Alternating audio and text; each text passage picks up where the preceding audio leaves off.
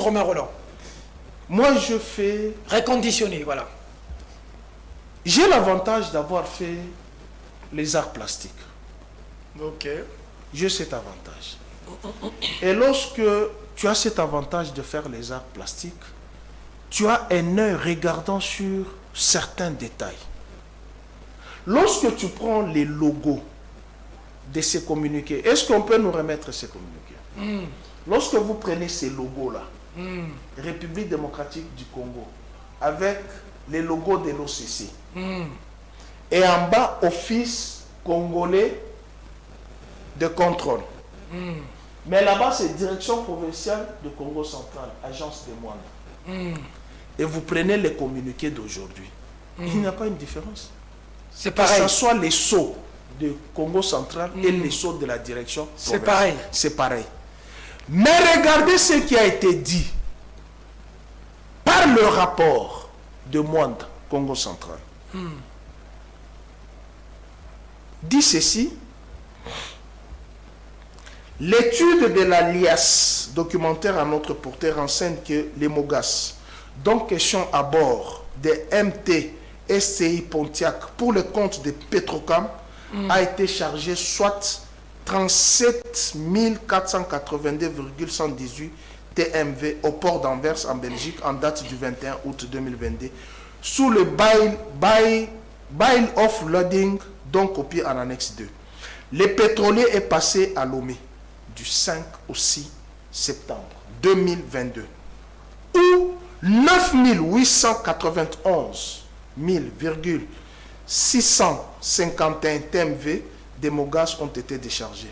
C'est en date du lundi 12 septembre 2022 que le pétrolier MTST Pontiac est arrivé à la bouée 16 à Banana, Moanda, transportant à son bord 27 772,374 TMV des Mogas. Conclusion des résultats d'analyse repris dans les rapports d'essai. Cet écart de température de 5,6 degrés Celsius dégagé après analyse entre 10 et 20% des volumes évaporés du distillat au lieu de 8 degrés Celsius minimum requise par la spécification en vigueur, qui du reste ne corrèle pas avec la valeur de la tension des vapeurs raides obtenues après analyse. 62 kPa. Valeur obtenue et qui est à la limite de l'exigence de 62 kPa requise par la spécification. Renseigne que le dit Mogas serait contaminé simultanément par des fractions étrangères lourdes et légères à la coupe des essences. Ce qui ne peut se passer sans conséquence sur le fonctionnement des moteurs des engins roulants. Et surtout sur des moteurs exigeants, ainsi que sur la sécurité des populations et des utilisateurs. Tension et vapeur raide à la limite requise renseigne la présence excessive des fractions légères, rendant ainsi les produits plus que volatiles, plus inflammables, plus explosifs et plus dangereux. C'est ce produit-là. En plus, il ressort de l'examen des résultats du rapport d'essai des pays de provenance du produit en concerne que la teneur en soufre total renseigne est de 430 ppm masse, soit 0,04% des masses, qui du reste est supérieure à 0,3%. Masse retenue comme exigence pour le soufre total dans les Mogas conformément à la spécification en vigueur en RDC.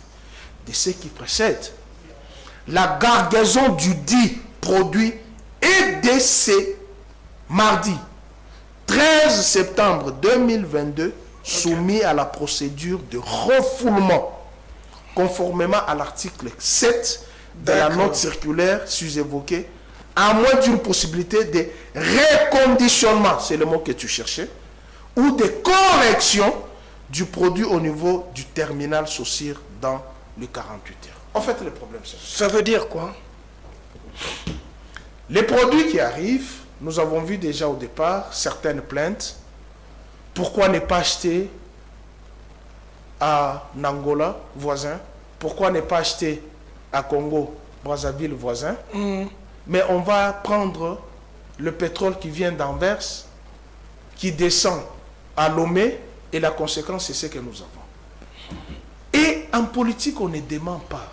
J'ai vu les vidéos hier, même de certains confrères et amis, je veux le citer, puisqu'il ne me fera rien. C'est Christ Mukendi. Il a la station d'essence, il dit, voilà, j'achète les carburants.